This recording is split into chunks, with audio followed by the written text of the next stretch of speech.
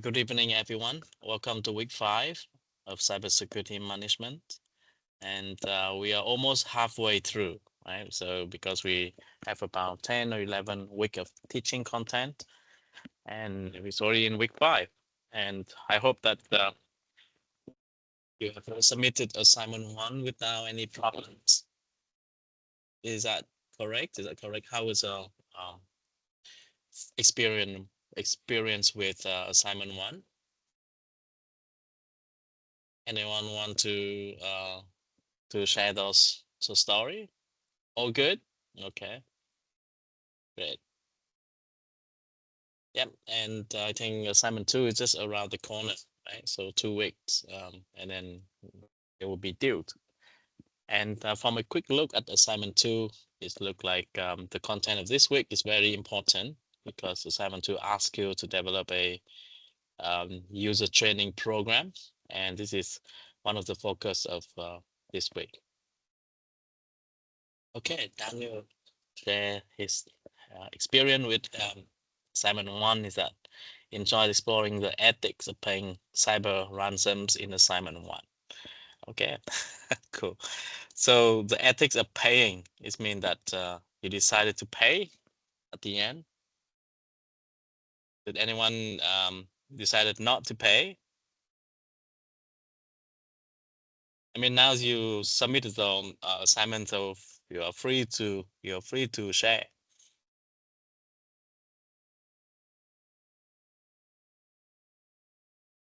No? Okay. So I think we all set come at the end, right? He did pay. Okay.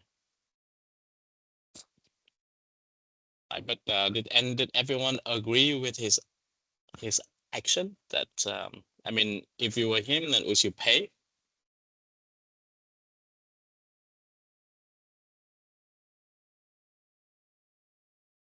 Hey, it's Daniel. Yeah. No, I wouldn't pay. You wouldn't pay? No, and I went into that in the assignment. I talked about essentially how I guess MRG is a bigger organization.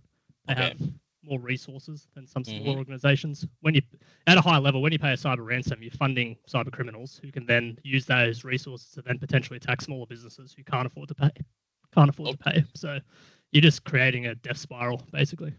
Okay. It's just going to cause more and more cybercrime. I found some resources that suggested that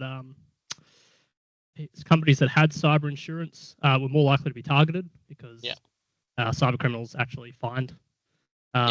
They attack the insurance companies first to find out who has cyber insurance, and then attack the companies who have insurance because they're more likely to pay. So yeah. Yeah, that's a good strategy, but it's bad news for insurance companies, right? I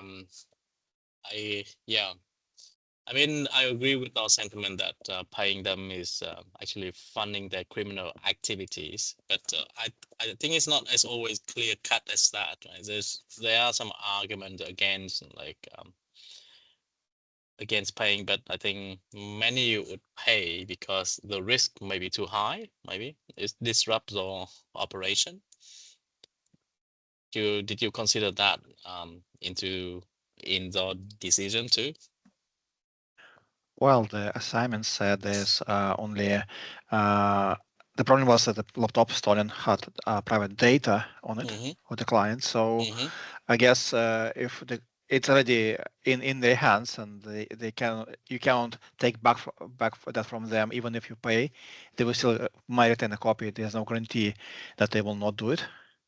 So I don't see like and it was not I don't think laptop had any like a security thing in it, like a password or something they could exploit. And even if if that would be true, you still have to change all the passwords after this event. So I don't see like how retrieving a laptop would actually benefit company security. Yeah, so the decision is not to pay either if you were in his shoes. Okay. No, definitely not.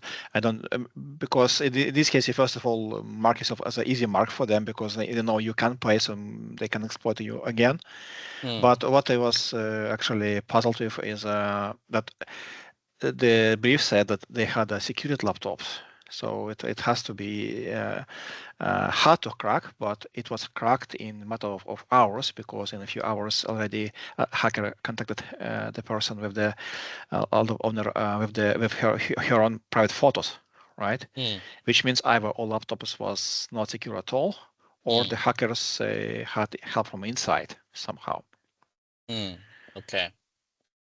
Right. So the whole reasoning is that it doesn't matter if you pay or if you didn't pay. I don't think this would do any good paying them. Yeah. Okay. Like, that makes sense. I just don't see the benefit. Like what it will bring. Like whatever I could come up with. Essentially have a contradictory that this actually would not be true. This would not be true. Like if you retrieve laptop, there is no way to force them to delete your personal data, or and again, in this case, you have no idea how they got in it. Yeah. Right? What happened? So you can't mitigate security of the company itself. Like, because this is a big company. It's like, I think it's 10,000 or some 1,000. I can't remember now. Agents with laptops. So this thing likely to happen again, because people will lose laptop. Laptop can be stolen. There are lots of ways to lose a laptop. Yeah. And if you can break into it in a couple of hours, then that's not a good strategy. Okay, so that is interesting to have two actually reasoning behind not paying. One from Daniel is more from ethical angle, right? Because Daniel is worried that paying is just funding bad actors, and Andres is about nothing else. I mean, waiting the benefit of paying is just there's no benefit of paying, right? So yeah, I think both make sense. Both of them make sense. But I think we are observing it from outside the company, so we don't know. But if this actually happened to the company, for example, then the boss might have more thing to consider about. And it's not always clear cut as that. And it's a very difficult decision to make, I think. Yeah, not only that, but also that's actually violates couple of laws. Yeah, because, there's a couple of laws too. Yeah, and so I think in Australia you have to report. Yeah. You have to report that you have been targeted by ransomware. So, I mean, the cat is already out of the bag that you're being targeted, right? So, so damage in terms of reputation may have already been done. Yeah, definitely. I mean, from my as a consumer point of view, I would prefer a company to be clean in this occasion with me, and tell, like, because everything can happen. Like all of things might happen. It's not how you. It's not to protect from nothing to happen. It's to mitigate the damage, to kind of reduce the damage as much as possible. Yeah. But like the things will happen for any company. Like there's no way to protect from life, kind of. Yeah. So it's interesting that when you mention from customer point of view, that's what I want to explore further. I mean, as a customer, would you feel better about the company if the company decided not to pay, or you feel worse if they decided to pay? Well, I would feel worse if they would try to hide this from me, and then this will come up Let's say that else. they're not hiding, but if they say that they don't pay, they didn't pay, then would you feel better about them, or than they say they did pay? If that's not my company, if that's some else company, I probably wouldn't have a strong opinion if they don't have pay. But because I'm not one would be the one to judge them, right? I don't know the full story probably and reasons why they did it, what they did. But definitely, if they try to hide this, that would be a problem for me, because this means they lying. They can hide more things, and you don't know where this will stop. So you cannot really trust them anymore, especially if you trust them with your data, your financial data. You have to then look for someone else more trustworthy. Yeah. So I agree that transparency is very important in this space, I think. So it's important for the company to tell us what's going on, right? I mean, we are not expect them to be 100% secure anyway. I mean, they try their best. As long as we know that they try their best, and that is good. But yeah, and another thing, if the company comes clean sooner than later, then at least people can react. They can do something about this, protect themselves from this if they are in danger. But if they have no idea what this happened, then let's say someone else can use this data to hack them, for example. Let's say call someone, pretend to be them, and steal their password or something like that, and they would not be even aware this could happen. They could not take any protective actions at all. Okay. Okay, so here to hope that we never have to make that decision ourselves. Definitely. Right? But yeah, everything happens, and that's why security is important, because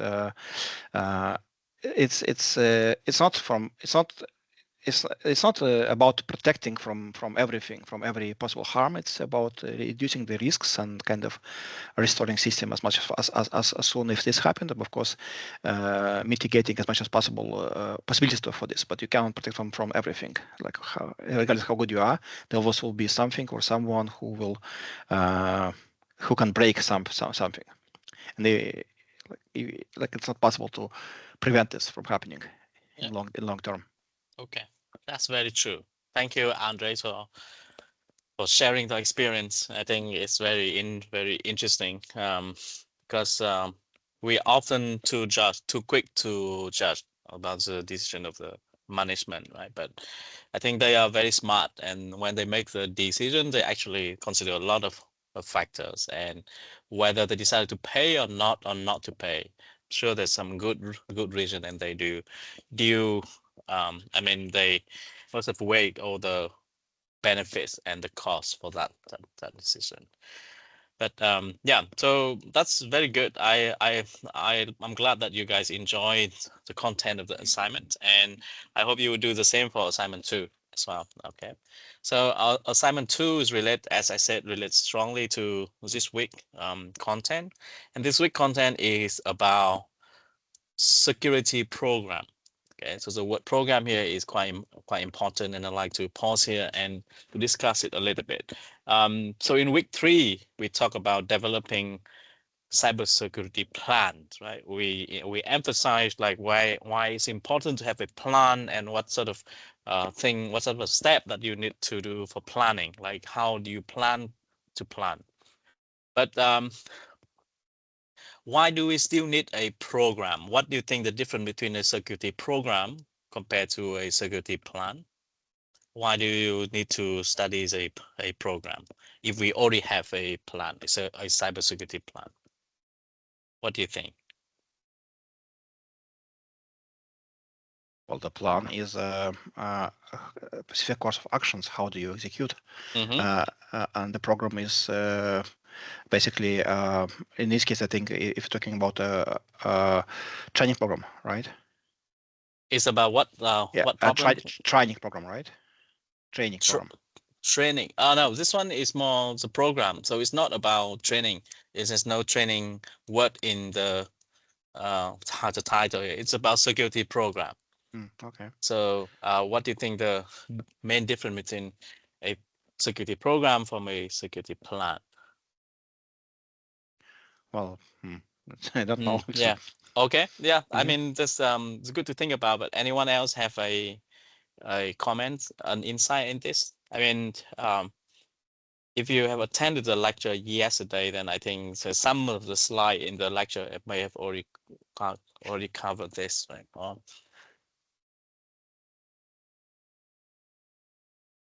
So why is a policy? Why do we need a program? We have a plan. Let's say we have a very comprehensive plan that go from like enterprise level plan to strategic plan to operational plan to tactical plan to contingency plan. Then why do you need a program?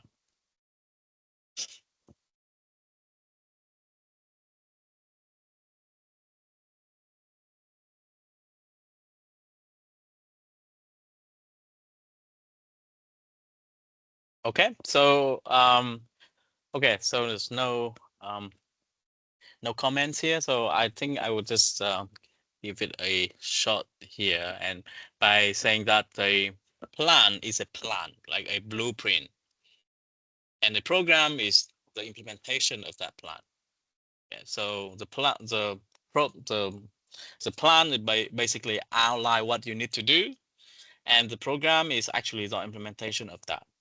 Okay? So it's closely related. You cannot have a program without a plan, and if you have a plan without a program, it's useless. Okay, and that's why you need to have both. You need a program in place.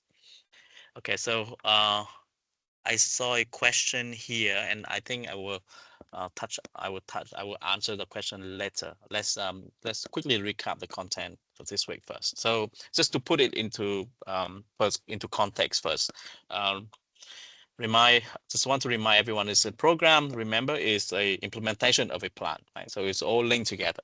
In the week 3, we learned about planning, and in week 5, this is about the detail that you need to do to actually to implement that plan. Okay. And this is more complicated than we thought. It's not like the plan is perfect with a take it and run, right? There's many other things in the implementation. It's like when you work in software development, right? You have a very detailed specification of the program, of like what the program what the program has to do. But when it comes to implementation, there's a lot of detail that you have to. There's a lot of decision that you have to make too. Okay, so one important component of the program is about personnel, about staff, like who's doing what in the company. And here is a list of security staff, the job title of people who doing security for the company, right? So we start from the Chief Information Officer, and then which is like the top level for information officer, so executive level, and this guy usually report to the CEO. And then we have Chief Information Security Officer. So you can see from the job title that his job focus on information security. So he's a top level guy who's responsible for information security. Okay. And then we go down, we have Chief Security Officer and security. Let's see what is the difference between Chief Security Officer and Information Security Officer. Oh yeah, so here you can see from the description here that CSO doesn't have the information word before security, so it means that it covers both information security and physical security. So yeah, so this guy seems to do more than CISO. And you go down, you have the security staffer and security technician and security watchstander. This is actually and I never seen a job title as security watchstander, by the way, but it seemed to refer to security staffer. And this job involves routine monitoring and operation of a particular technology. Okay, so what I want to ask you is that have you came across any other job title that is in the cybersecurity field that is not listed here? Can you share that job description with us? Any job title that's not here, not in this list? I'm sure there are more, but just want to hear from you guys. Have you came across any?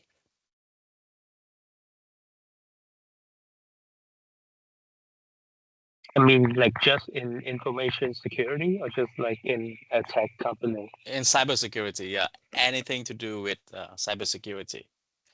The job title have to do with, I mean, the job title and job description suggest that they have something to do with cybersecurity.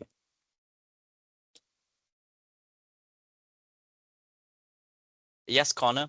Yeah. Yeah, well, like my role currently is a risk analyst. So risk analyst.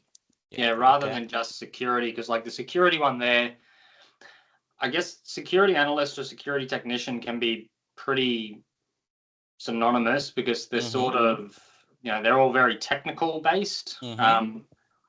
Whereas my role, it leverages technical knowledge for solutions, but the primary duties are, identifying risk within the organization, providing insight and education to key stakeholders so that they know what risk is, because a lot of organizations, people within organizations, they're not aware of what is risk. And as far as they're concerned, they're just doing their job most of the time. And yeah, it's when you educate them on, even things as simple as, taking payments or exchanging an email and stuff like that, there's certain things that constitute risk, and you've got to educate and provide advice. And then even for procurement, and when you're purchasing new technologies or bringing them into an organization, you've got to analyze the end user agreements, you've got to analyze the contracts, you've got to go through and do an analysis and then provide advice and any remediation recommendations upon that. Okay. So what sort of skill set does a risk analyst need to perform that role? Well, so my skill set historically, like I've got a large amount of technical knowledge. So I've been a security administrator. I've been a security analyst. I've done multiple domains, so it's not just blue teaming that I've done. I've also specialized in red teaming and offensive security. So I think, and then I've also got the legal experience to be able to provide advice and relate to laws or policies and bring that in. So I think you need a really good blend across. You need to be multifaceted across multiple domains, because I've always been a big believer that for someone to be really good at cyber, you've got to know offensive security as well as defensive security, because if you don't know how the bad guys or what methods they use to attack, you're not going to know how to defend. Yeah, that makes sense. But you I think you mentioned compliance and law and legal. Do you think that is absolutely necessary to function on that role? I don't think so, but I think it certainly helps. I think if you're trying to get, if you are responsible for writing policy, you need to have an understanding of how the law and how language, especially within policy, can impact the end result. A key difference, I think I've mentioned it before, is the difference between the word must and the word may. So like if you're writing a policy for someone and you say they must do something versus they may do something or they should do something, it's the end result or the way that can be interpreted is very different. So you've got to have a good understanding of law and legalities and how to interpret or write policies in such a way that you're achieving the result you want. I'm a big believer, if you give people a loophole, they're going to use it. So that's not to say that there shouldn't be loopholes, because there's certainly ways around anything. But yeah, if you leave a loophole, you can't be surprised when people use it. I wouldn't say that they are loopholes, but like people would follow the path of least resistance, right? Absolutely, that's a really good way to put it. Yeah. Okay. Yeah, no one wants to be inconvenienced, so they go the easiest way possible. Yeah, that's good. Okay, thanks, Connor. So risk analyst is another job title here. Anyone else have another job title you want to share? Maybe more technical, more operational?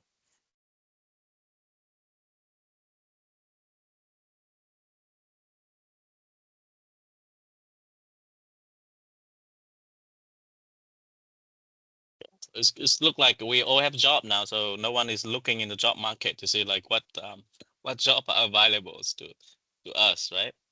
Yeah, let's wait a few more minutes to see anyone came across any other job titles not in this list.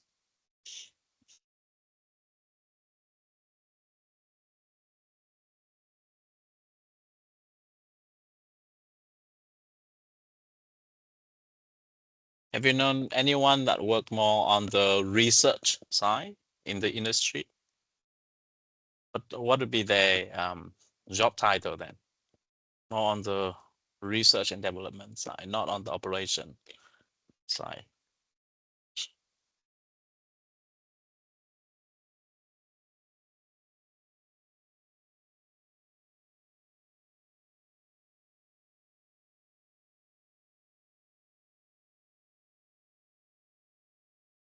Yeah, I think it's you might not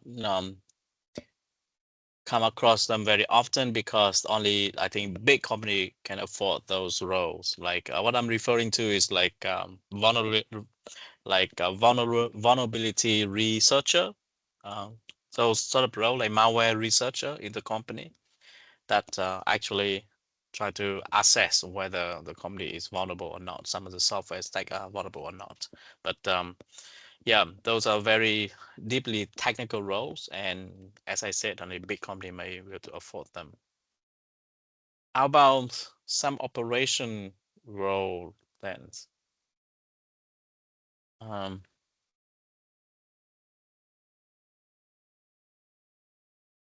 Do you know anyone who work in security operations center? What would be their job title be? What would be their job title if you work on the security operations center? Most of them are known as security analysts or SOC analysts. Yeah, yeah. I think SOC analyst is a bit more, more specific to their role, right? Because they require very different, very unique set of skills. That is a blend of like data science and machine learning and network securities and databases. So so the roles are quite specific, and it's quite interesting, and it's very well paid as well. I must say. And so if you have a background on those fields, then yeah, I strongly recommend looking at that job. I mean, there's one that's not really, I don't know how it would fit into this because I don't think it falls into a company's security function, but you've got bug hunters. You know, you've got the people who, or the independent people who can make a living off bug bounties, and all they do is, I guess that's a form of a researcher.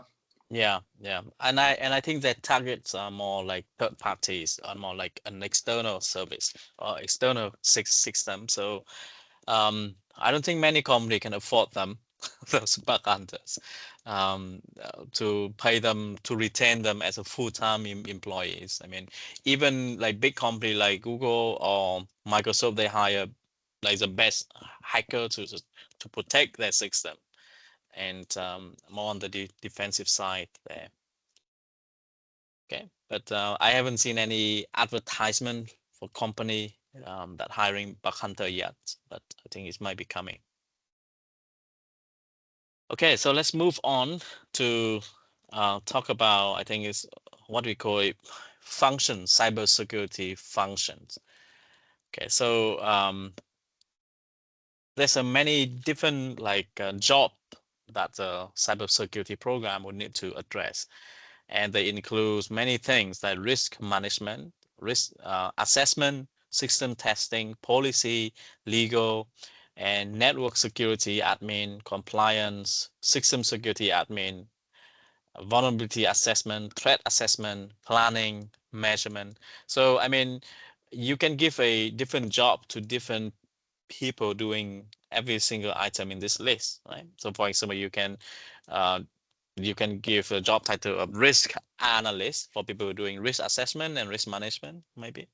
So system analyst can do system testing or system security administration, and like incident response may include, I don't know what job title is specific for incident response, but I think those people working in the security operations center would be responsible for this function, incident response. And vulnerability assessment, so it's more falling under the research and development department.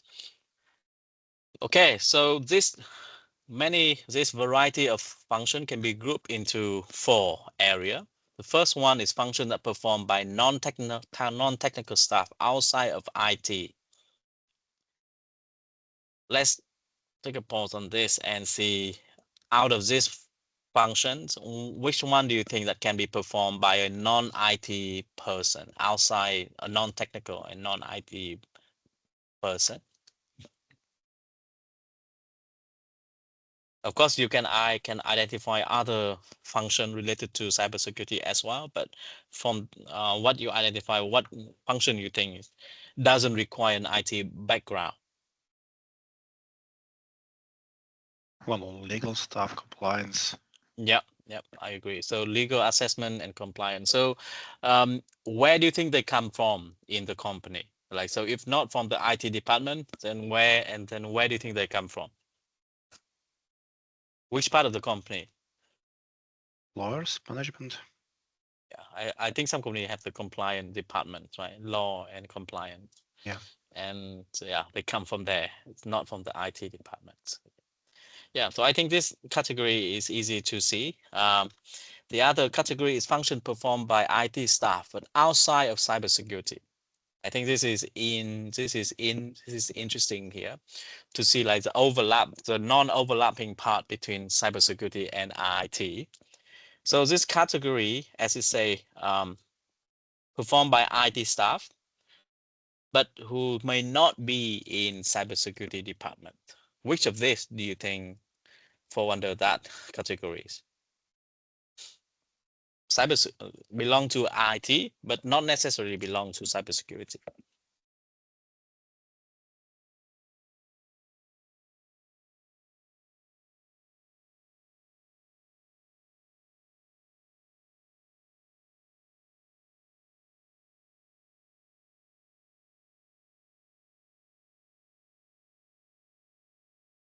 What do you think? I can see from this list as one function that the IT guys love to do. And they would like try to own it. They try to own this function. Maybe systems testing? Okay, can you elaborate? Why? Why do you think that is? And what exactly involves in system testing? Well, it just, having a test domain, any changes and stuff that you're making, just going through, doing development and testing changes in policy, changes in that, playing with new technology, playing with new software that the company might be considering buying.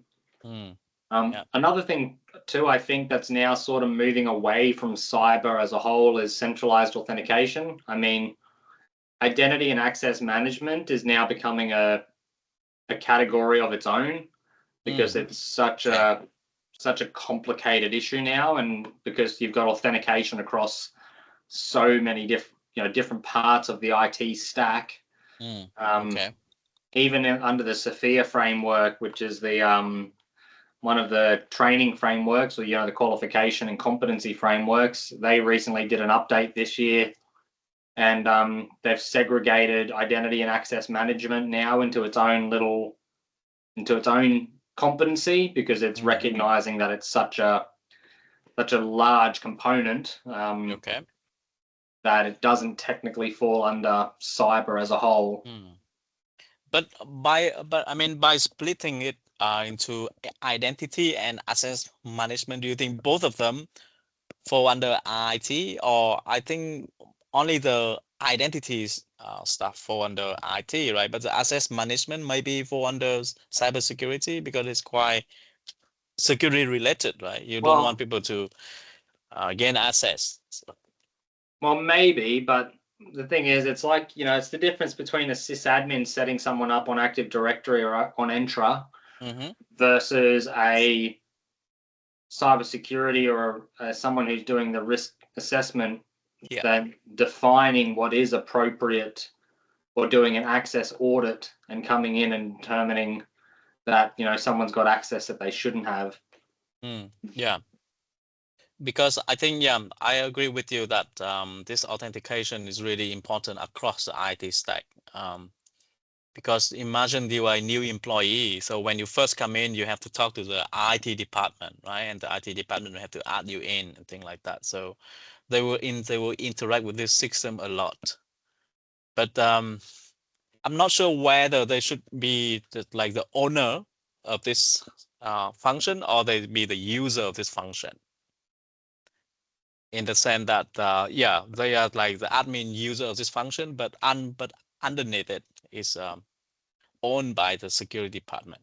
Like what happened if there's some breaches, for example, then who will be responsible? Do you think that the IT department would like to take that responsibility?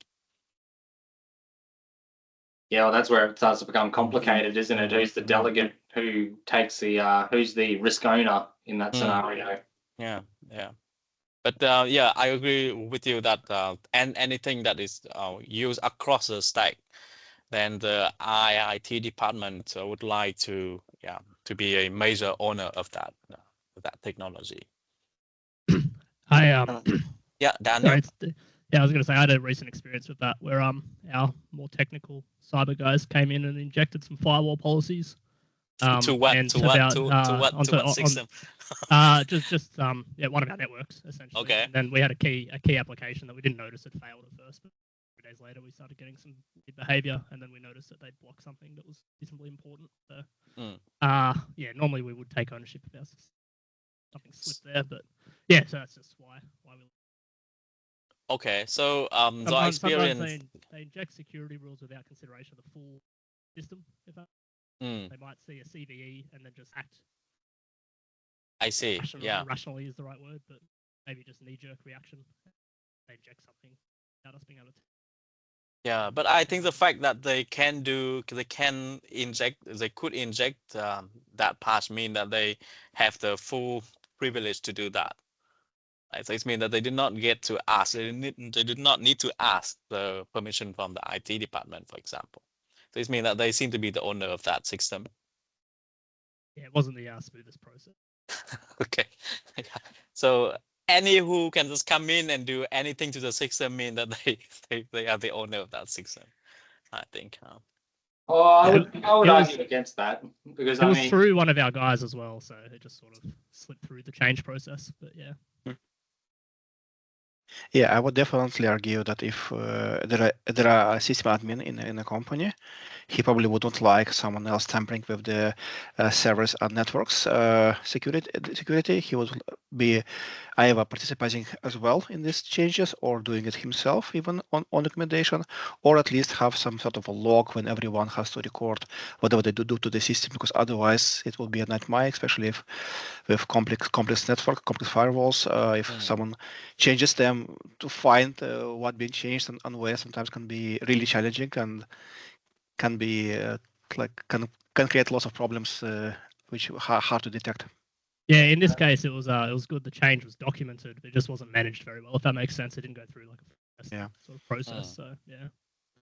Okay. So just because someone has access, or because they have the privilege to interact with the system on that level, I don't think it makes them the owner.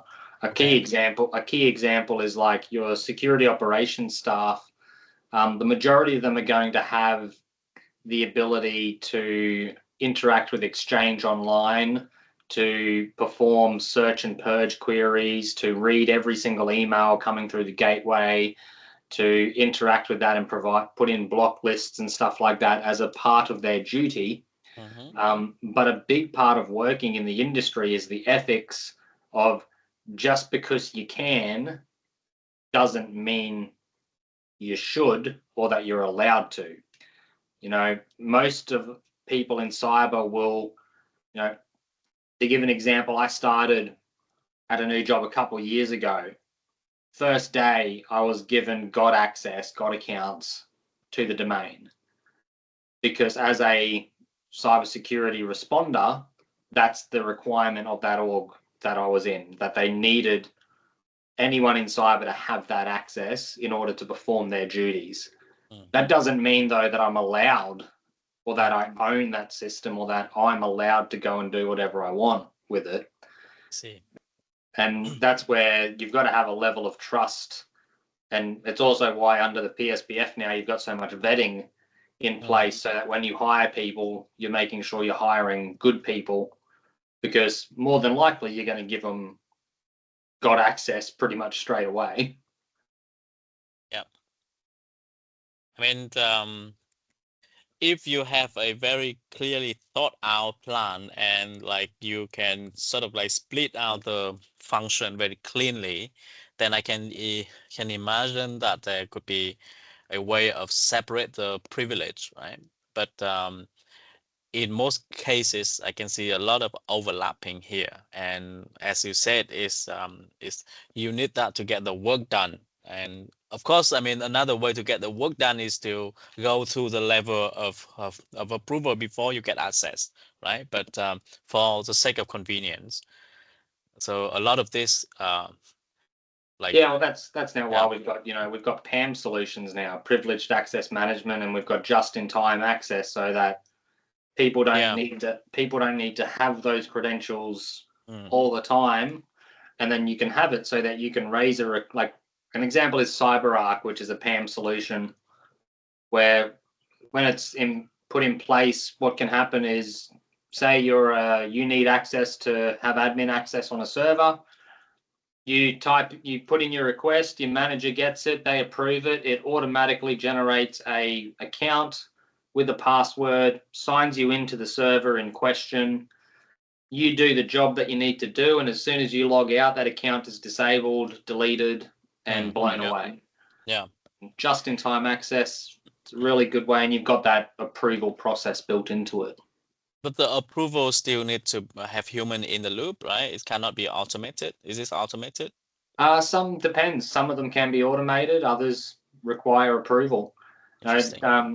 Microsoft Entra's PIM, privileged identity management groups, they can be automated where individuals can request access for elevated roles within Entra, and all they need to do is provide a justification when they do it rather than wait for an approval.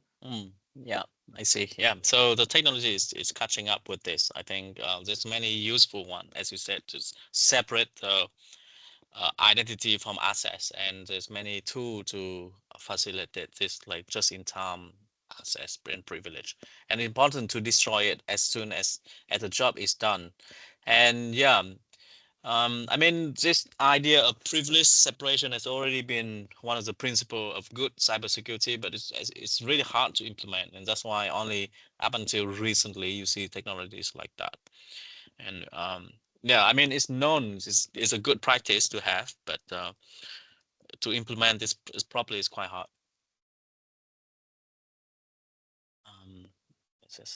Okay. All right. So I would like to have one more discussion on this function. So which one you think can be delivered as a service to external partner from all of this list? What do you think can be potentially delivered as a service to an external company? I mean, if you've done well enough, if this function is done well enough, but it can be exposed as a service to a partner. Which of this function you think can do that?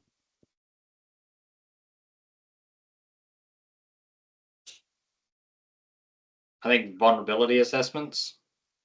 Okay, so how would you expose that as a service? I mean, okay, and how you use that service? How would a third party use that service? Well, a prime example is even now Microsoft has threat intelligence sharing. Yeah. So they partnered recently with the Australian Signals Directorate for threat intelligence feeds. Yeah. And that's an example of where, you've got one organization doing all of the assessments, finding these vulnerabilities, finding, breaking edge or leading edge methods that are being used to breach networks or being used maliciously. Okay. And they then provide those Yarra files or those YAML files as indicators. Whether it could be domain lists, could be file hashes, could be all sorts of things. And then they export that and provide it as a service to other people who don't have the capacity or don't have the skill set to do it themselves. But would you say that fall under vulnerability assessment or threat assessment? Well, yeah, bit of both, I think. Okay, I think that is a good example. Yeah, threat assessment, as Daniel also mentioned in the chat, that intelligence sharing, and I gather that you meant what Connor was referring to, right? About threat intelligence, not just any type of intelligence. Okay, what else? What else from this do you think that can be used as external service? And there's one in particular I mean, we use this one a lot. We use this service a lot. I mean, I wonder whether you guys can see it. Like says one company that provide this service, like to many other companies, and this service is one of this function here.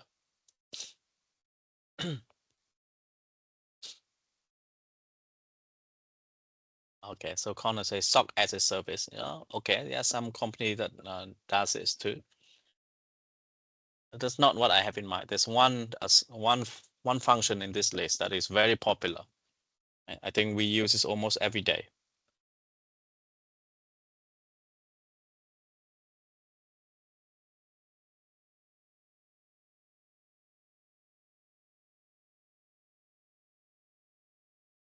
Training. I mean, some company use training, but it's not that universal. I think I'm more talking at the consumer side here, at us, like end user clients, not as a company. I think as a client, as a consumer, we benefit a lot from this service.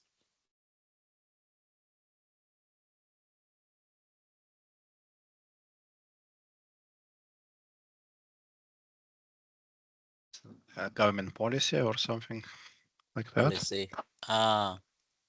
Okay, I think it's more technical than that. Let me give you guys a hint. What do you think about centralized authentication?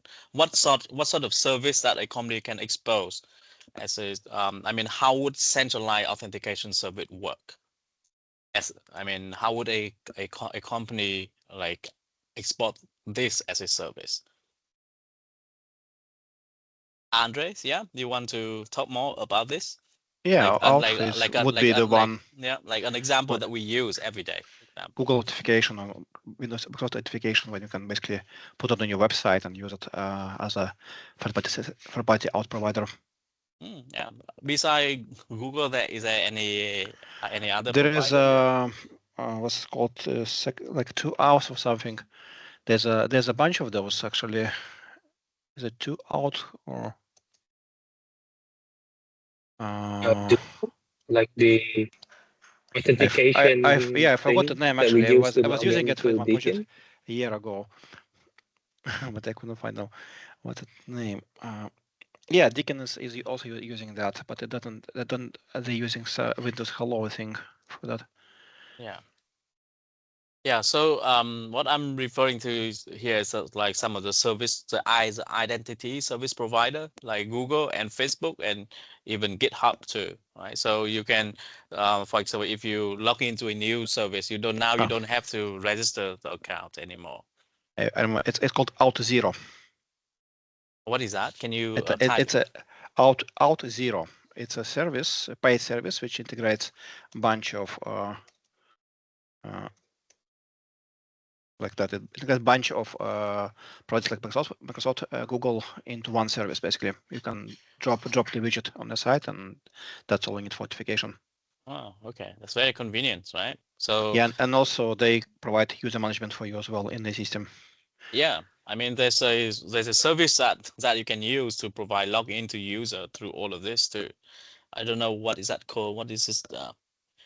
There's some API from some like web service that you can use to that will be that will be OAuth. Yeah, so OAuth is the underlying technology, but there's a company that does this, and I forgot this name, but long time ago. But yeah, so my point is that like if you do do authentication very well, and you can basically expose that as a service, and anyone who employee of the company or have an account with you, for example, can use our authentication service to identify themselves and to authenticate themselves to other applications. So we have Google that does this, we have Microsoft that does this, and Facebook does this too. So yeah, I think it's called Open ID at some point, and then now it's called OAuth 2, OAuth 1, OAuth 2. Yep. So yeah, so this is one very nice service to have. And I mean, if you relate this back to the story of AWS, right? So many of the service of AWS started as an in-house service developed for Amazon. But then at some point they do it so well that they said that, okay, we want to sell this as a service, and that's what they do. And then now it's the biggest cloud provider in the world. So you can do the same for cybersecurity like this, right? If the company is doing cybersecurity very well, then you can package this as a service and sell it to a third party. And yeah, from this list, as discussed, you can sell like threat intelligence, you can sell training, and you can sell authentication. I mean, apart from the observation that Google doesn't actually charge money for this, there's money somewhere. I believe that at some point Google would get their money, but at the moment they're giving it out for free. Well, Google does it because they want people to use the Gmails, which will be a requirement to use the out service. But let's say the same company like OutZero, they actually charge money because they, besides everything else, they provide you a service to keep all your users. So you don't have to, when you build your app, let's say on the web, you can use out as your user base, and just you will not have at all users on your site at all. Like no information on them will be stored in your app. It will all be stored in OutZero. Which means if someone hacks your app, they can get your users from that. Okay, yeah. OutZero, yeah. So the other company that I was just thinking about was Okta. So it's doing similar to OutZero, I guess. Okta. I think that's the new name of Okta is OutZero. Oh, okay. It's okay. It's been a while since I used Okta then. Yeah, I think 5 years ago it's definitely still called Okta, but now it's called OutZero. Okay. Interesting. Okay, thanks Andres for sharing. Okay, anyone else want to discuss this? I mean, any other any other function here that you think you can make money off? You can sell it as a service.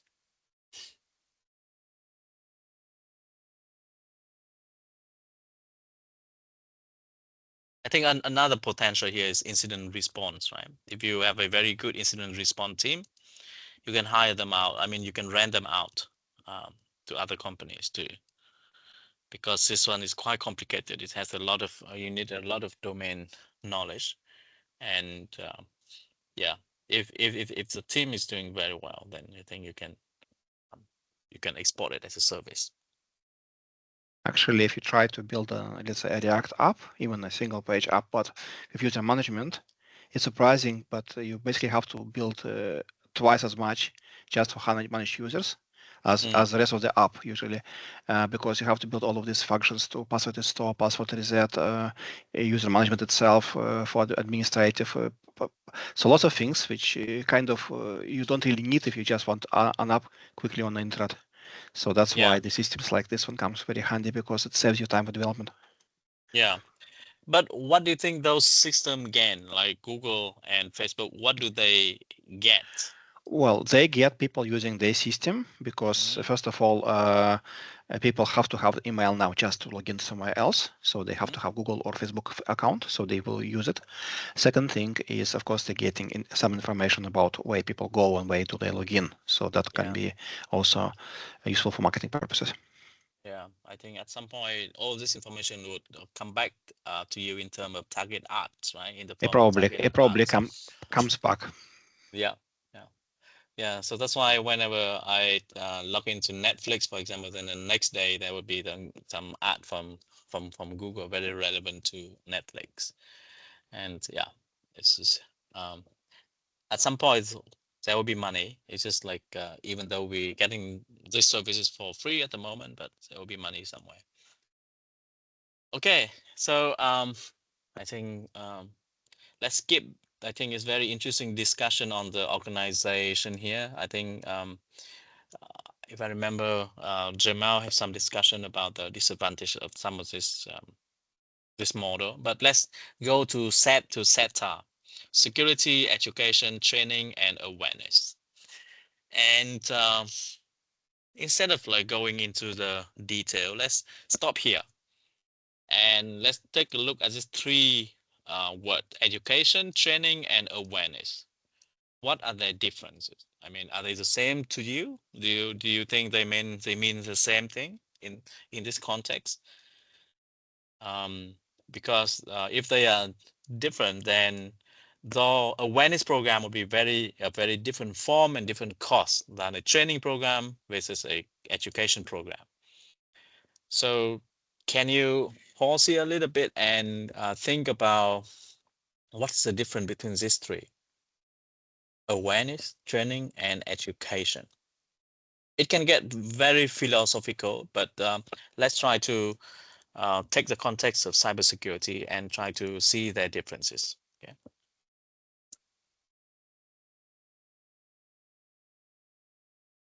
What is awareness to you, and what is training to you, and what is education to you? I think. Oh, you go. Sorry. You go.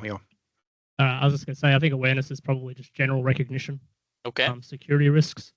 Whereas training is probably more specific skills. Okay. That you're taught, like very specific stuff, but you're actually sort of taught how to do things. Okay. Yeah, and then from what the readings and from the lectures or whatever, education's probably more like what we're doing here, or more SANS courses, or studying for CCNA, or something like that. Just a deeper, I guess, more theoretical understanding of cyber. Okay, so our take on education is just more theoretical. Okay, so it's just training with more theoretical stuff. Yeah, and just teaching like the ability to, I guess, think a bigger picture, think more deeply about the problems instead of being taught specifically how to solve something. Okay, yeah. Can you give an example in cybersecurity? What's the difference between training and education then in cybersecurity? Let's take one topic, for example, one topic and one skill. Yeah, so if I was being taught how to secure a switch, for example, training might be specifically learning how to use Cisco access controls. Yep. Okay. Yep. That's good. Yeah, that's a good example. Stuff, right? Whereas education might be more a course on identity and access management and how to sort of design access and identity management systems. Okay. Would make you aware of the capabilities of the technology that technical users might be trained on, which you can then like implement through policy. Yeah, that's very good. That's very good example. Yeah, thanks, Daniel. Do you agree, Andres? Do you have a different take on these three terms? No, I probably would agree. Education is just gaining knowledge about something. Awareness is just understanding basically what's happening, which is not always equal to getting knowledge, because people sometimes just cannot apply knowledge to the real world. And training is how you get there, how you actually try certain things before you face them in the real world. So kind of help you to really get from theory to practice. Okay, that's good. Yeah, thanks. Any other comments on the differences between these three? Do you guys agree with Daniels and Andres?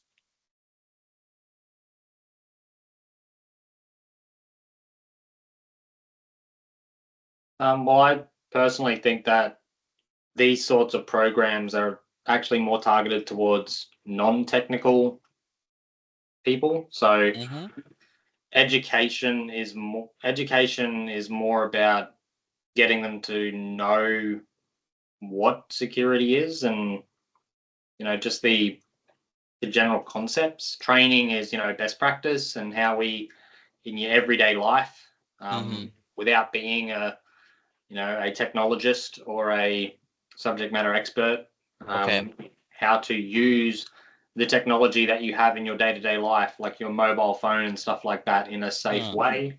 And then the awareness is the knowing, you know, what is out there, what is potential threats that you'll see on the day-to-day basis. So like, you know, what are common phishing scams? What are common text messaging scams? What are the, you know, AI threats that you might face as an everyday person? Yep, I see. Yep. So, so assumption here is that this whole program designed for non-technical people, right? And yeah, that's what from my experience, is what these programs are, is that they're not designed for a technical audience. Okay, so you have never been subjected to this program, Connor? Well, I certainly have. Okay, so it means it's not entirely for non-technical people then, right? But let's be honest, I think everyone here who's ever done a security awareness program as an onboarding component, most of us who are already in the industry, we know it, and it's really just a going through the motions component. I'll give you a counter to that though, Connor. So like we had like some Fortinet devices come in recently, and we had specific training for how to use them, which I would argue comes under a SIT program. Somebody higher up at the organization has thought, okay, we've got these new devices coming in, we need to train our technical users how to use them. So that also comes under education, training, and awareness. Organizations that I've been a part of, they would see that as a professional development program, not a education, training, and awareness program. Yes, sir. Well, because that's part of the, you know, upskilling your existing workforce with new technical skills or new performance skills, because upskilling you in that too could lead you to being justified to a promotion or having some sort of additional income, because you now have a new skill set that is required by your employer. I think a SIT program doesn't need to be like specifically targeting the entire organization. It can target specific parts of the organization. It could be a very broad one, like the classic one that people do often at the start of the year or when they're onboarding. That's probably more the awareness side. Then, you know, if you have senior leaders that you need to educate about, I don't know, the new cyber crime bill, I think that's what it's called. The new one about how you have to report ransomware payments, basically, right? Yep. You need to like educate people on developing policy around that. So, you know, an organization or a CISO might engage an external cyber organization to deliver education to their senior leaders on that policy and on that legislation and how to develop policy aligned with that. So that's not something that you sort of deliver to administrative staff or even IT, network engineers and stuff, right? So I think you're probably thinking generally of just like an awareness program, which is also a SIT. Like a SIT doesn't have to have education and training as well. It can just be awareness. It can be shaped in different ways. Does that sound right, Arn, as well? Like, I don't know. Am I reading that right? I would agree with you, Daniel, because this education, training, and awareness are different component of this program. So so if you only do awareness, and you will say I have a security awareness program, right? But if you have do other stuff, then you have security education program or security training program. So SETA include more than just awareness. Yeah. So I would agree with your interpretation, and yeah, so I think in the activity there will be one that let us discuss more about this. But I think in this slide, for example, there's a very good table that compare these three aspects. For example, awareness is about promoting mindfulness and security practice, and training is equipping people with specific skill set. And education is about providing deep understanding and knowledge. So of course you need to know some theory to do this, right? So I think that's aligned with what Daniel and Andres was saying. And if you move to target audience, for example, then you can see the awareness applied to like everyone in the organization, and training is getting narrower and narrower, where only employee who require specific skill need to do this training. So it's not for everyone. And then education is only for security professional, right? So it's a set of people who will be subject to different type of like education, training, and awareness get smaller and smaller. And it's look like education is sitting at the top of the pyramid there in terms of size. And what is it? The duration is also so different. Awareness is like very short term, and training can be medium, but education is long term, right? So you can see that it takes longer time to take a course and take a certification than attending a workshop or interactive section. Yeah, so I hope you realize that what we are doing here is getting an education, right? Not a training. So yeah, so hopefully the material of what we are learning here will stick with you for longer term, and it's give you a deeper understanding of the discipline. It's not just a specific training, right? So building this setup program is not that simple. I think it's not that it's not as if like you can just say you can go and buy it off the market. You say that I want a setup program for my company without specifying anything else, and you expect a vendor to come in and give you the solution that you want. It doesn't work like that. There's a needs article that give you a complexity of like what you need to be done to have a very successful setup program. You need to go through planning, to develop, to implement, to evaluate, report, and it's a circle. It's a circle. It have to evolve. It have to yeah, you have to do that over a long period of time. Okay. And delivery methods, as like you have many ways to deliver the content, right? One-on-one or self-study, on-the-job training, or guest speakers, or mini conference, printed materials, and formal classes. Okay, so like this is a formal class, and you are getting an education. But what do you think the difference between a security education in a company versus a general education in university?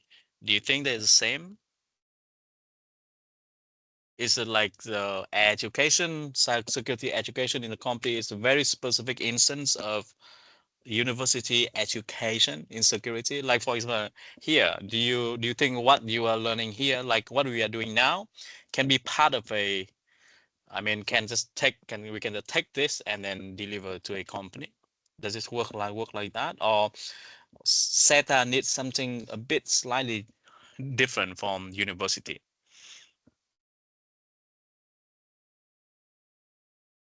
Because we have the same delivery method, right? We can teach people in formal class, and the content, when you think about education, may be similar, right?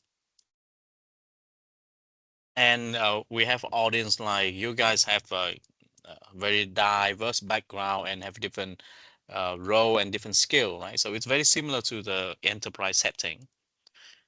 So why don't people just take the whatever the university have and then just sell it to the company? Does it work like that?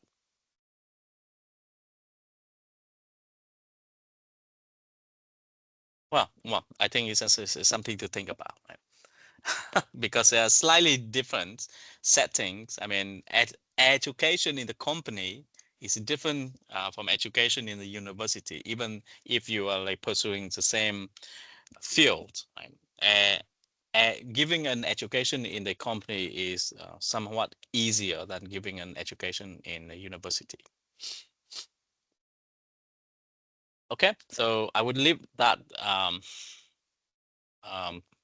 for you guys to think about. I think it's an interesting question to ask, but I think we don't have much time, so let's go straight to the workshop activity for this week. And in this week, there are two documents that is very important. I think to do assignment 2, you will have to read them at some point, right? So it's may as well just get started at reading them now. So there are two documents. The first one is SP850, which give you the a overview of the life cycle of the SETA program. And then we have this role-based model, or SP800-16, that focus on role-based training. These two you will need to read for assessment 2.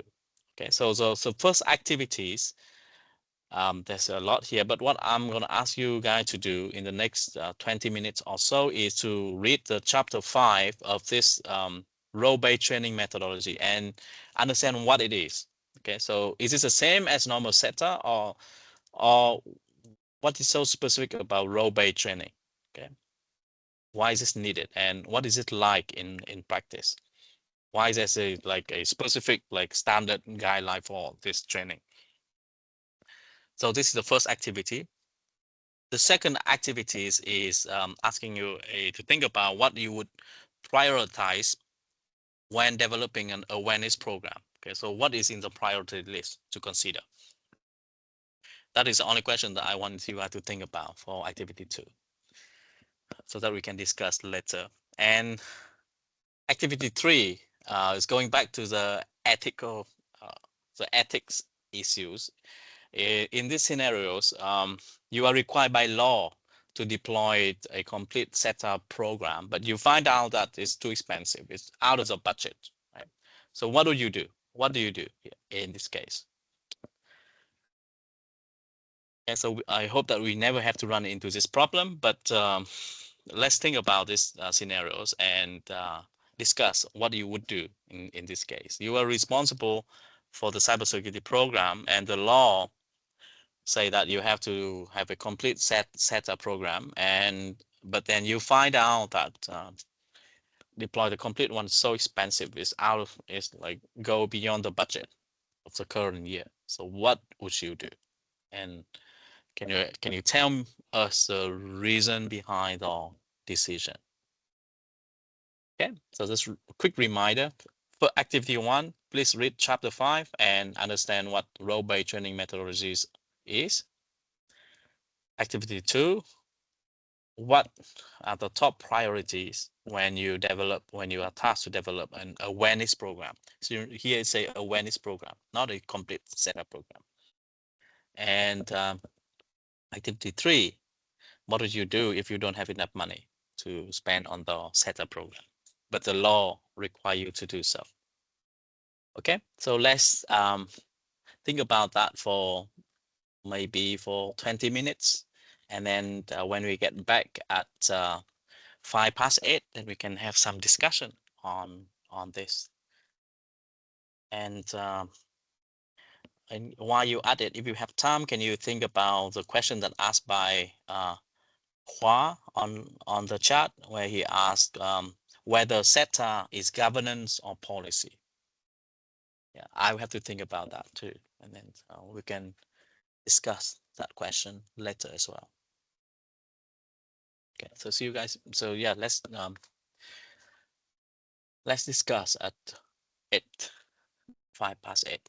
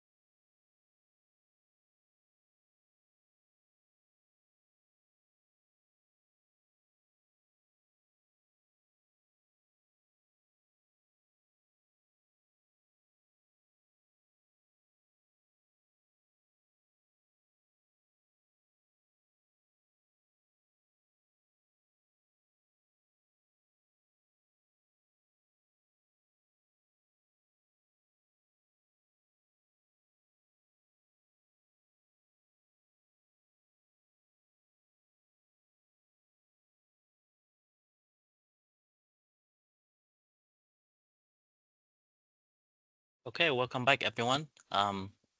Let's start our discussion by looking at Hua's question on whether SETA program is governance or policy.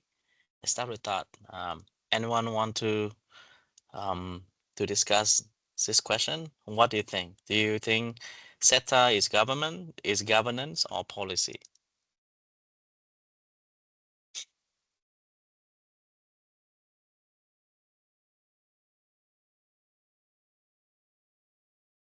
Do you remember what what governance is? What is considered as governance?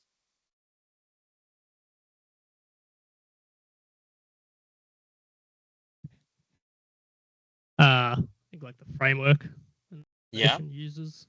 To, So do you think that SETA would fall under that framework?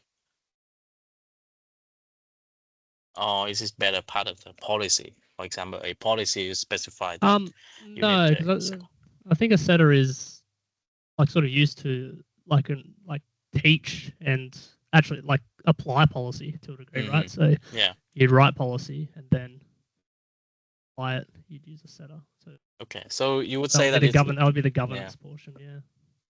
So would you say that is closer to governance or closer to policy? I think it's closer to governance, and it okay. relies on and supports policy. Okay, I think that's just a valid take. Policy more than the governance. Okay, why so? Governance is basically the part that you have to have it, but the actual SETA program is a policy, is what you have to apply, have to execute. Yeah. So Andre's point that governance specify that you need a SETA, but what exactly the SETA program is part of the policy. Is that what you meant? Yes. Okay. Any other idea? Any other insight on this question? I think like it could be considered as a policy if it's sort of like I guess mandated as like regular training for all employees, right? Yeah. That's sort of like policy, and that it's directive. Yeah. Yeah. So I guess it could be either. I'm leaning towards governance. Doesn't matter. Yeah, so the one who asked question is not here, so it's different. Yeah, if he's here, then I think we can ask him to clarify what he meant. But because the question is whether a program is a governance or policy, is not very clear. It should be more like whether it's part of a governance or it's part of a policy.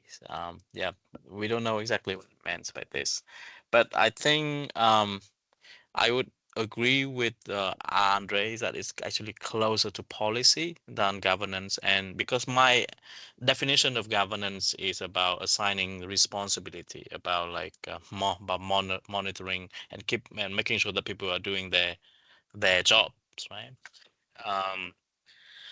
And SETA is basically about training people, so it could, I think it's close, is more closely related to policy, where the policy say that okay, you have to implement this program to get people trained. Yeah, so that would be my take on this. When Hua is watching the video, the recording, and I hope that answers his question. So it's a policy that's teaching people of policy. I think this could be a policy that, as you mentioned, to have an awareness program every like 2 or 3 months, for example, something like that, to engage a company that deliver education for network security, analysts every 1 year, something like that. Yeah, so that could be a policy that that specify exactly what you need to on the setup program. Okay, so let's move on to activity 1. What do you guys think? What is your take on role-based training? Is it how is it different to general setup program, or is it part of a setup program? I think this reflect, you can use this to reflect back to the discussion that happened just before the break between Connor and Daniel about the awareness about the program, about the training program. So I think this role-based training would illuminate that discussion. Well, they have a picture here basically saying that it's actually a kind of inside of this increasing knowledge and skills training, if you want, and it's number 3 there. So it goes after security essentials, which probably is SETA, and then basically it's a training. Role-based training is kind of more depth, more personalized training developed for certain roles only. When people actually don't get general awareness, but they get specific skills to manage whatever they have to do in their roles. Yeah. And what else do you get from reading this document? I mean, does this one apply to everyone? Does role-based training apply to all the employees, or only? No, it actually applies to certain roles only. It's a kind of, I mean, yes, can be a role of the like a user organization, but what I say here, actually, there are. They speak about what roles a company has and the responsibility and what everyone has to do. So these are also users as a role here mentioned.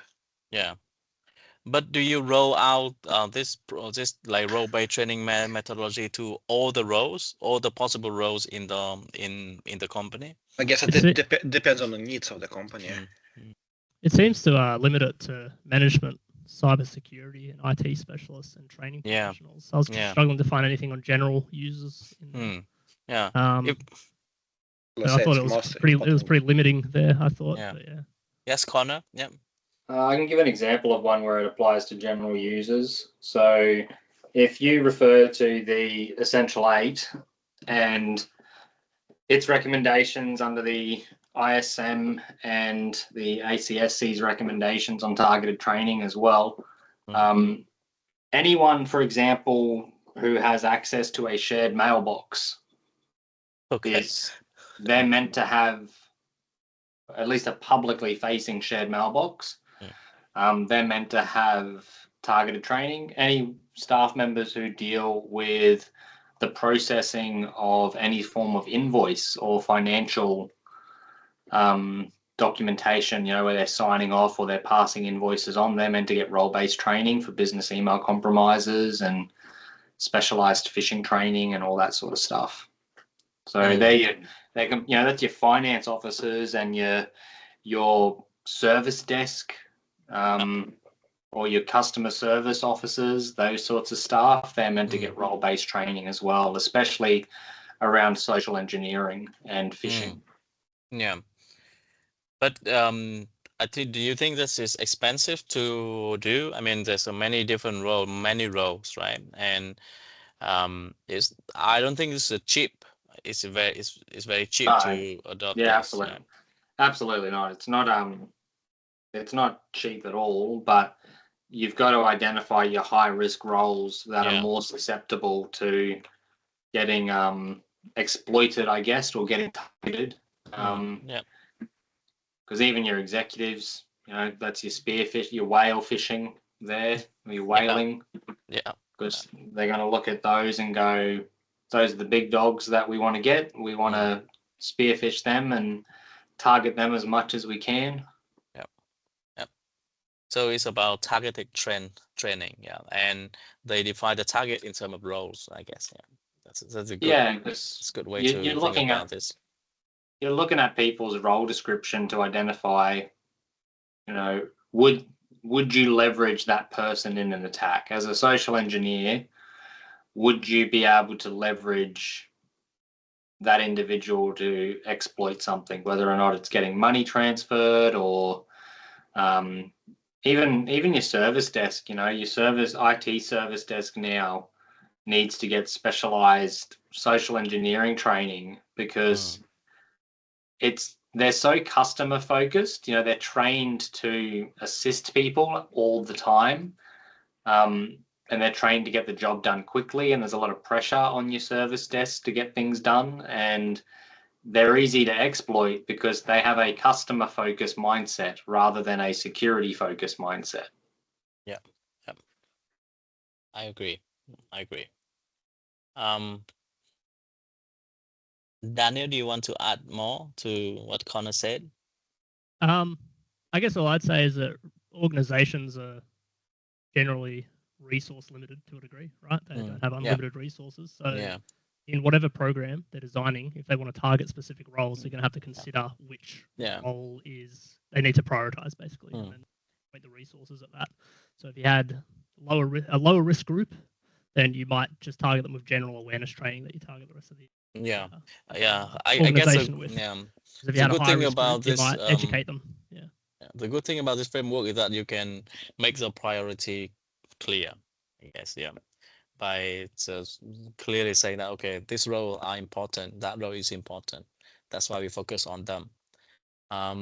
So I think this is closely related to the example that you gave in the job, which is to train on the Fortinet devices, right? So this is very targeted training, and it depends on the role that you guys are doing that this training is designed for. So would you say that it's an instant role-based training? I think so. Yeah, it was like specific for the network engineers and cyber guys did it. So it was very specific. It wasn't the sysadmin or the software engineers didn't do it. It was specifically the people who were responsible for owning that system. So okay. So I think if we are involved in some role that handles sensitive technologies, or directly or indirectly touch sensitive data, for example, then we might need to be subjected to this role-based training at some point. And I think this document is really interesting. What I find is not only about the content here, but the example.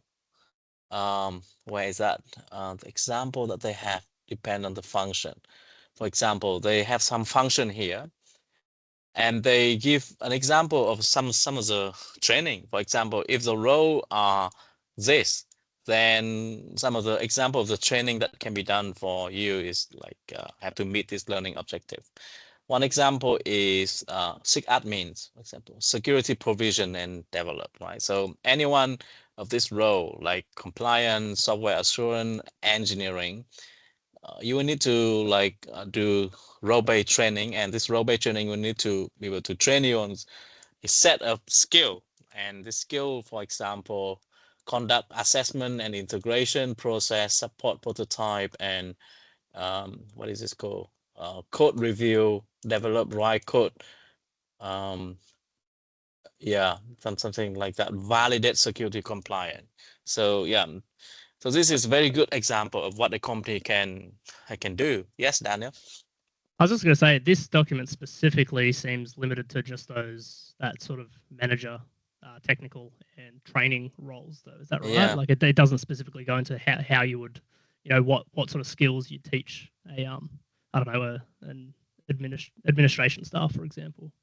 What you mean? Right? So I think the learning objectives here are quite clear. Of course, it's give the instructor some freedom to choose how to implement the learning objectives, right? But they are clear on what skill they will need to have to fulfill this role. And it does not mention specific technologies, of course, but I think here is a plan for the management. So in that sense, you're right that it's targeting the planning phase. I guess what I'm saying is the function areas that it's talking about talk about management, technical, and training. It doesn't talk about general business functions. Does that make sense? Like a real estate agent, for example. No, it's so just the role of the employees, right? So it's not about the company in general, but specific role of the employee in that company. So it's really good. It's really concrete. I think so. That's why I like it. For example, there's a function area of operate and maintain. So that this cover a lot of roles like system admin and system security analyst. Yeah, cool. It's very good. Yeah, so this is a good example, and I strongly recommend you to take a look at it. It is in the appendix A. Okay, let me see. Okay, so the quick one is let's discuss on activity 2. So what would be the top priorities when you tasked with developing a awareness program? So what do you need to consider? What is the most important thing? What most important factor for you? Remember, we're not developing a full-fledged center, right? It's just an awareness program. Yes, Connor? For me, it's mainly keeping in mind that the people or your audience that you're going to be presenting to. Okay. Because I think a lot of awareness programs can get lost in the technical jargon, and you can really, it has sort of the opposite effect where you can have a negative impact on your security culture if you're not making or targeting the or creating or developing your training in such a way that the vast majority of your employees are able to ingest it. Yep. If you were to take your customer service team or whatever like that, or your finance team, and then dump a whole bunch of technical jargon on them about how, the email, this is the web gateway that we use for our emails, and here's all the blocking that we do and how we put it in, and here's all the systems that link into that, and they don't care about that. They want to know the top level basic stuff, and then what can they do in their day-to-day job to help or to be aware of. And it's different for each person. And I think a lot of the easy way to focus is a lot of the stuff that we can do in our personal lives benefit the organizations as well. So a big selling point in any awareness program is making sure people are aware that it's not just at work that you can apply these things. It's at home as well, and with your loved ones and the people you care about, the elderly and your parents and stuff. They all, they're not as tech savvy as some of us. So educate them as well and spread the message. Okay. Yeah. So the priorities is the content, right? Accessible content, so that everyone can understand. Okay, that's good priorities. Yes, Andre. What would you prioritize? Well, I would first of all prioritize, I guess, what threats are for this particular group of people, what they might be like, what's the danger for them, and kind of work out from there what tools can I give them to mitigate this danger. So teach them, like I say, if they work with email, teach them how Trojans work, how the all this what's the name, vulnerabilities works. I forgot English term. And another thing I would focus also is to how to convey them the importance and the value for them specifically for this. Because if I can show them that it's not just something I need them to do, but it's something that they actually want to do, they probably will be much more compliant in doing so. So explaining them that this actually not just something like silly IT guys come up with. It's just actually something which you can damage your work, can damage your career, something you actually want to do yourself, because that's actually it benefits you greatly. Then they would probably be much more compliant and much more susceptible for the training. Yeah, so I think you have a similar priorities as the Connor, is that the message.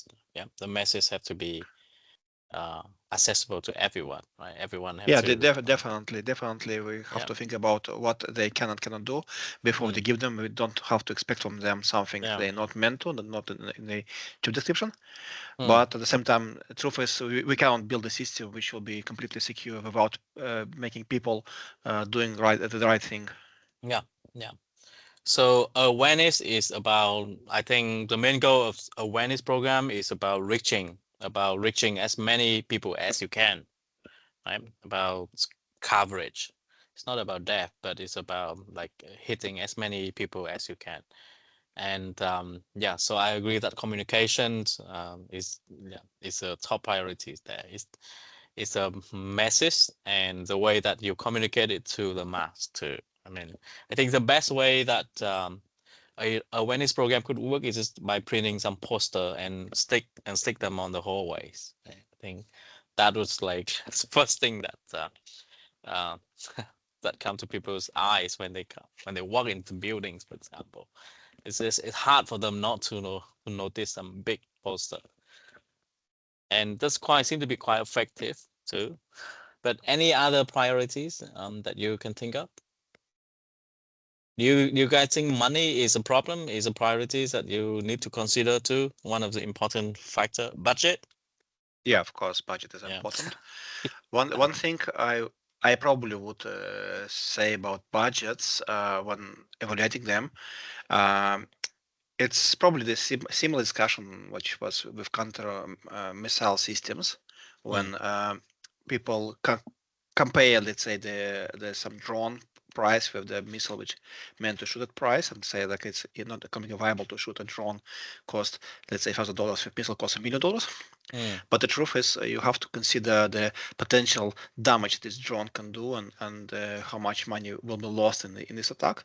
And in this case, kind of shooting $1 million missile, if you can save, let's say, a power plant which costs like hundreds of millions, definitely a good economical strategy. So the same thing here. If by investing certain portion of money to training, you can mitigate risk and reduce potential